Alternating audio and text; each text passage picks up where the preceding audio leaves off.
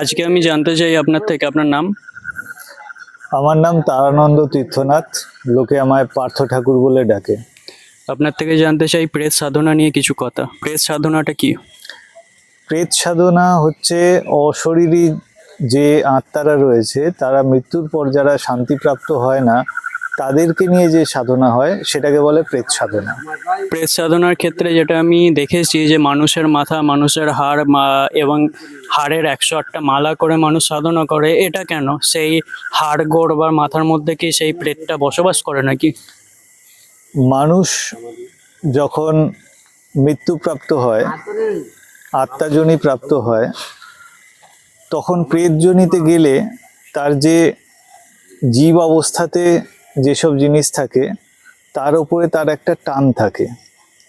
এই হাড় অথবা মুন্ড ইত্যাদি যে জিনিসগুলো রয়েছে তার তো শরীরেরই অংশ।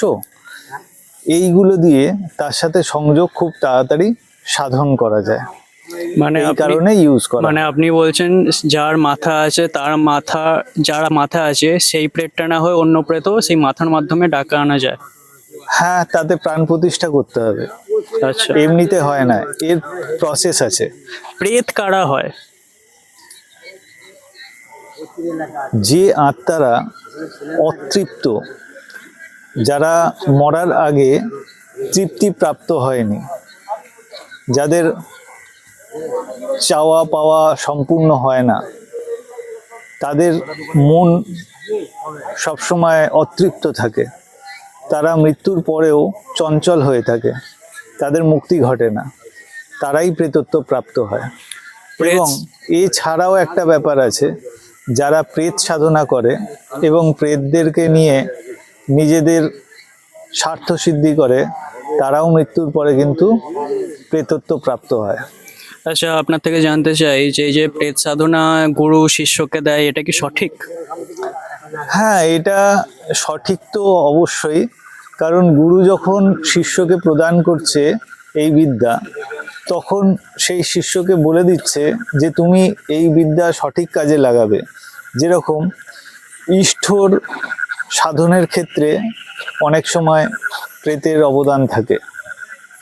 আপনি ধরুন একটা তান্ত্রিক ক্রিয়া করতে যাচ্ছেন, সেই টাইমেতে হয়তো একটা অপশক্তি আপনাকে এসে বাধা দিচ্ছে, তখন আপনাকে কিন্তু সেই অপশক্তিকে বাধা দিতে গেলে যদি আপনার কাছে সেই গুরুর জ্ঞান থাকে, তাহলে কোনো প্রেত দিয়ে কিন্তু তাকে বাধা দিতে পারেন, অথবা অন্য কোনো প্রেত যদি থাকে তাকে দিয়ে অনেক অসাধ্য সাধন করানো যেতে পারে।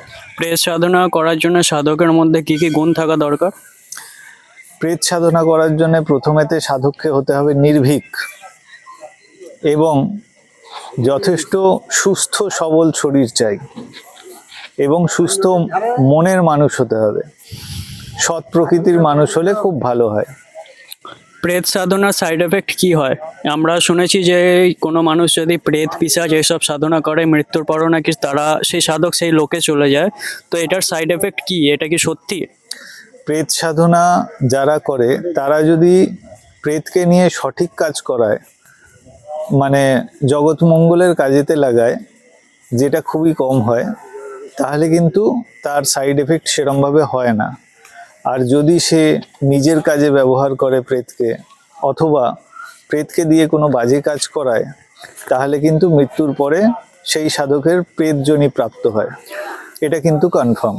আচ্ছা, কোনো মানুষ যদি কোনো সাধনার জন্যে, দীক্ষার জন্যে বা কোনো রকম সমস্যার জন্য আপনার সাথে যোগাযোগ করতে চায়, তাহলে আপনার ফোন নাম্বারটা একটু বলবেন? আমাকে তারাপীঠেতে পাবেন অথবা দক্ষিণেশ্বরেতে পাবেন। আমার ফোন নাম্বার হচ্ছে 9748296789। আপনি আমাদের এতটা সময় দিয়েছেন, তার জন্য আপনাকে ধন্যবাদ। সবার মঙ্গল হোক, মা সবাইকে ভালো রাখুক, আপনারাও খুব ভালো থাকবেন। জয় গুরু, জয় মা।